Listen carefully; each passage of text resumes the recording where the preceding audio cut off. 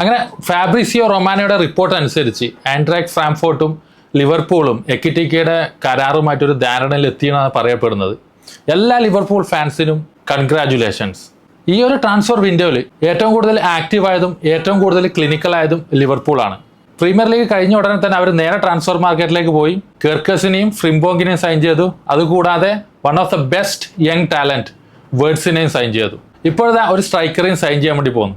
ലിവർപൂളിൽ Darwin Nunez ഉണ്ടെങ്കിലും Jota ഇല്ല. വളരെ സങ്കടകരമായ ഒരു അവസ്ഥയാണ്.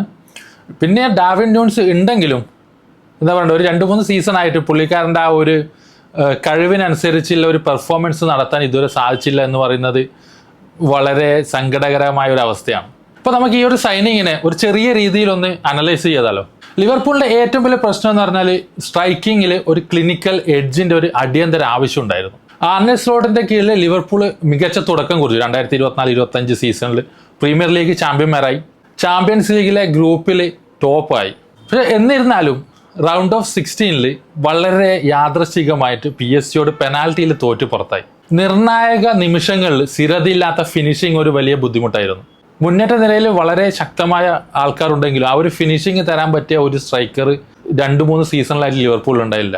ഏറ്റവും കൂടുതൽ നമ്മൾ സാലേനെ ഫോക്കസ് ചെയ്ത്, അല്ലെങ്കിൽ സാലയുടെ ഒരു ഔട്ട്പുട്ട് മാത്രം ഫോക്കസ് ചെയ്തുകൊണ്ടായിരുന്നു ലിവർപൂൾ ഇത്രയും കാലം മുന്നോട്ട് പോയിക്കൊണ്ടിരുന്നത്. ഞാൻ മാനെ ഫെർമിനോ ഇല്ല സമയത്തല്ല പറയുന്നത്, അതിനുശേഷം വന്ന ഈ ഒരു 2-3 കാലഘട്ടത്തിൽ മാത്രം, കാലഘട്ടമല്ല 2-3 സീസണിൻ്റെ ഒരു കാര്യമാണ് ഞാൻ പറയുന്നത്. പലപ്പോഴും ലിവർപൂൾ ധാരാളം അവസരങ്ങൾ സൃഷ്ടിക്കുന്നുണ്ടെങ്കിലും പ്രത്യേകിച്ച് നമ്മളെ ഒരു സമ്മർദ്ദം വരുമ്പോൾ അവയെ ഗോളാക്കി മാറ്റാൻ വളരെ പാടുപെടുന്നുണ്ട്. ചാമ്പ്യൻസ് ലീഗിൽ ഇത് വളരെ വ്യക്തമായിരുന്നു. അവിടെ ചെറിയ പിഴവുകൾ ലിവർപൂളിന് ഒരുപാട് വലിയ നഷ്ടം ഉണ്ടാക്കി, പ്രത്യേകിച്ച് PSG മത്സരത്തിൽ.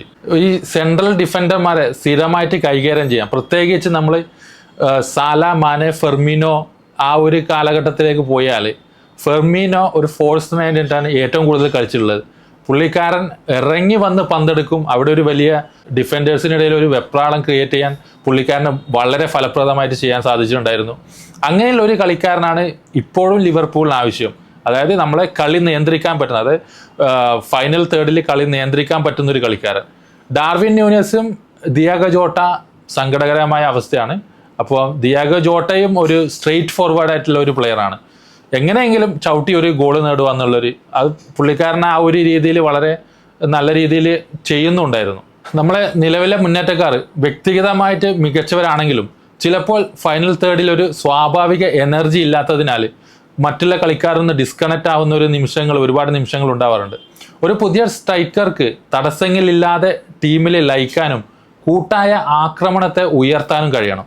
ആർനെ സ്ലോട്ടിന്റെ സിസ്റ്റം എന്ന് പറയുന്നത് പന്തിന്മേലുള്ള ആധിപത്യത്തിനും ബുദ്ധിപരമായ നീക്കങ്ങൾക്കും സോൺ 14 ചൂഷണം ചെയ്യുന്നതിലും ഊന്നൽ നൽകുന്ന ഒരു സിസ്റ്റമാണ് ആർനെ സ്ലോട്ട് നടപ്പാക്കിക്കൊണ്ടിരിക്കുന്നത്. ഈ മേഖലകളിൽ മികച്ച പ്രകടനം കാഴ്ചവെക്കുന്ന ഒരു സ്ട്രൈക്കറുടെ ആവശ്യം വളരെ പ്രധാനമാണ്. എക്കിറ്റിക്ക് ആൻഫീൽഡിന് വളരെ അനുയോജ്യനാണോ നമുക്ക് നോക്കാം. ഐൻട്രാക് ഫ്രാങ്ക്ഫർട്ടിൽ നിന്നുള്ള ഒരു യുവ ഫ്രഞ്ച് സ്ട്രൈക്കറാണ് ഹ്യൂഗെ എക്കിറ്റിക്ക്. പുള്ളിക്കാരന് മികച്ച ആക്സിലറേഷനും സ്പ്രിന്റ് വേഗതയുണ്ട്. അത് പ്രതിരോധ നിരക്ക് പിന്നിലൂടെ ഓടാനും ഒഴിവ് സ്ഥലങ്ങൾ മുതലെടുക്കാനും പുള്ളിക്കാരനെ സഹായിക്കുന്നു. സ്ലോട്ടിന്റെ വെർട്ടിക്കൽ വേഗതയേറിയ ആക്രമണങ്ങൾക്ക് ഈ ചലനാത്മകത നിർണായകമാണ്. ബോക്സിനുള്ളിലേക്ക് ബുദ്ധിപരമായി ഓട്ടങ്ങൾ നടത്താൻ വളരെ മിടുക്കനാണ് അദ്ദേഹം.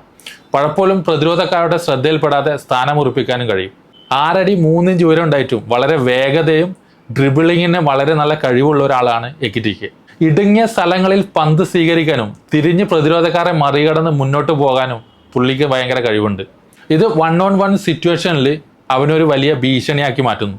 പുള്ളിക്കാരൻ്റെ വൈവിധ്യമായ പാസുകൾ നിയന്ത്രിക്കാനുള്ള കഴിവ്, ചിലപ്പോൾ കൃത്യമായ ഒരു പാസ്സായിരിക്കില്ല, എന്നാലും അത് നിയന്ത്രിക്കാനുള്ള കഴിവ് ഒരു പ്രധാന മുതൽക്കൂട്ടാണ്. വെറുമൊരു ഗോൾ സ്കോറർ മാത്രമല്ല, ഒരു ബഹുമുഖ സ്ട്രൈക്കറാണ്.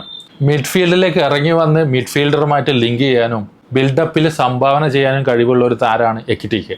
ഈ ഒരു സ്ട്രൈക്കറെ സംബന്ധിച്ചിടത്തോളം പുള്ളിക്കാരൻ്റെ കാഴ്ചപ്പാടും ചെറിയ പാസിങ്ങും വളരെ മികച്ചതാണ്. പുള്ളിക്കാരൻ്റെ എക്സ്പെക്റ്റഡ് ഗോള് മുൻകാലങ്ങളെ അപേക്ഷിച്ച് പ്രതീക്ഷയിലും വളരെ കുറവായിരുന്നെങ്കിലും ജർമ്മൻ ബുണ്ടസ് ലീഗയിൽ ഏറ്റവും കൂടുതൽ ഗോൾ നേടിയ ആൾക്കാരിൽ ഒരാളാണ് അദ്ദേഹം. കൂടാതെ വളരെ ശാന്തമായ ഫിനിഷിംഗ് ടച്ചുമുണ്ട്. രണ്ടാം പന്തുകളോടും റീബൗണ്ടുകളോടും വളരെ വേഗത്തിൽ പ്രതികരിക്കുന്ന ഒരു കളിക്കാരൻ കൂടിയാണ് അദ്ദേഹം. മറ്റൊരു പ്രധാനപ്പെട്ട ഘടകം എന്ന് പറയുന്നത് പ്രസ്സിങ്ങിൻ്റെയും വർക്ക് റേറ്റുമാണ്.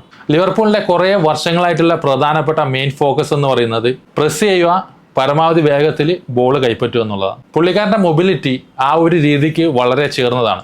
ആർനെ സ്ലോട്ടിൻ്റെ ലിവർപൂളിലെ തന്ത്രപരമായ തത്വശാസ്ത്രം എന്ന് പറയുന്നത് നിയന്ത്രണം, ഒഴുക്ക്, തീവ്രത എന്നിവിടെ ഒരു മിശ്രിതമാണ്. ഇതിനാണ് പുള്ളിക്കാരൻ ഏറ്റവും കൂടുതൽ ഊന്നൽ നൽകുന്നത്. എക്കിറ്റിക്കയുടെ കഴിവുകൾ ഈ സിസ്റ്റത്തിൽ മികവ് പുലർത്താൻ അവനൊരു മികച്ച കളിക്കാരനാക്കി മാറ്റും. ഞാൻ മുന്നേ പറഞ്ഞ പോലെ ഫെർമിനോ പോലെ ഒരു ഫോൾസ് 9 പ്ലെയറാണ് വേണ്ടതെങ്കിൽ അതിനും ഈ പുള്ളിക്കാരനെ കൊണ്ട് വളരെ വ്യക്തമായിട്ട് സ്വാധിക്കും. പുള്ളിക്കാരൻ ഒരു 6 അടി 3 ഇഞ്ച് ഉയരമുള്ള ഒരു പ്ലെയറാണ്. പക്ഷേ ശരീരഘടന എന്ന് പറയുന്നത് വളരെ മെലിഞ്ഞിട്ടാണ്. നമ്മളൊരു പീറ്റർ ക്രൗച്ചിൻ്റെ ഒരു ശരീരഘടനയാണ് പുള്ളിക്കാരനുള്ളത്. ഇംഗ്ലീഷ് പ്രീമിയർ ലീഗ് എന്ന് പറയുന്നത് വളരെ ഫിസിക്കാലിറ്റി വളരെ കൂടുതലുള്ള ഒരു ലീഗാണ്. അപ്പോൾ അങ്ങനെയുള്ള ഒരു ലീഗിലേക്ക് ഇതേപോലെ വളരെ മെലിഞ്ഞ ഒരു ആൾ വരിക എന്ന് പറയുന്നത് പെട്ടെന്ന് ആ ഒരു ലീഗുമായിട്ട് പൊരുത്തപ്പെടാൻ കുറച്ച് സമയമെടുക്കും.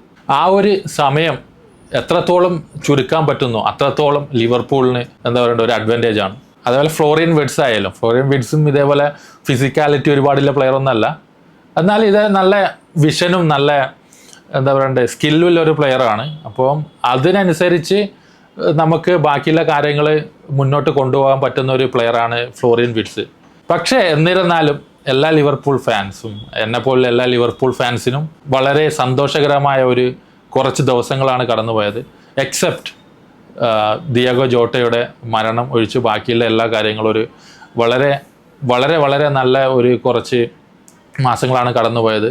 വ്യക്തമായി പറഞ്ഞാൽ ഒരു മാസത്തിനുള്ളിൽ ലീഗ് തുടങ്ങാൻ പോവാണ്. അപ്പോൾ നമുക്ക് മനസ്സിലാവും പ്ലെയേഴ്സൊക്കെ എങ്ങനെയാണ് നമ്മളെ ലിവർപൂളിൻ്റെ സിസ്റ്റവുമായിട്ട് പൊരുത്തപ്പെട്ട് പോവുക, അല്ലെങ്കിൽ ഇംഗ്ലീഷ് പ്രീമിയർ ലീഗുമായിട്ട് പൊരുത്തപ്പെട്ട് പോവുക എന്നുള്ളതൊക്കെ നമുക്ക് ഒരു മാസത്തിനുള്ളിൽ മനസ്സിലാവും. ഫ്രിംപോങ് ആയാലും വളരെ നല്ല പ്ലെയറാണ്, ഇംഗ്ലീഷ് പ്രീമിയർ ലീഗിൽ പരിചയമില്ല. കെർക്കേഴ്സ് മാത്രമാണ് ഇംഗ്ലീഷ് പ്രീമിയർ ലീഗിൽ പരിചയമുള്ള പ്ലെയർ ലിവർപൂൾ സൈൻ ചെയ്തത്. അപ്പം ഫ്രിംപോങ്ങും വേർഡ്സും എക്കിറ്റിക്കും ഒക്കെ എങ്ങനെയായിരിക്കും ലിവർപൂളിലും ഇംഗ്ലീഷ് പ്രീമിയർ ലീഗിലും തിളങ്ങുക എന്നുള്ളത് നമുക്ക് കാത്തിരുന്ന് കാണാം. നിങ്ങൾക്ക് എന്തെങ്കിലും അഭിപ്രായം ഉണ്ടെങ്കിൽ കമൻറ്റ് സെക്ഷനിൽ രേഖപ്പെടുത്തുക. നിങ്ങൾ ഏത് ടീമിൻ്റെ ഫാനാണ്, നിങ്ങൾ ഏത് കളിക്കാരനെയാണ്, വരുന്ന ഇംഗ്ലീഷ് പ്രീമിയർ ലീഗിൽ ഏത് കളിക്കാരനെയാണ് നിങ്ങൾ ഏറ്റവും കൂടുതൽ ഉറ്റുനോക്കുന്നത് എന്നുള്ളതും കമൻറ്റ് സെക്ഷനിൽ രേഖപ്പെടുത്തുക. വീഡിയോ ഇഷ്ടപ്പെട്ടാൽ ലൈക്ക് ചെയ്യുക, സബ്സ്ക്രൈബ് ചെയ്യുക. താങ്ക്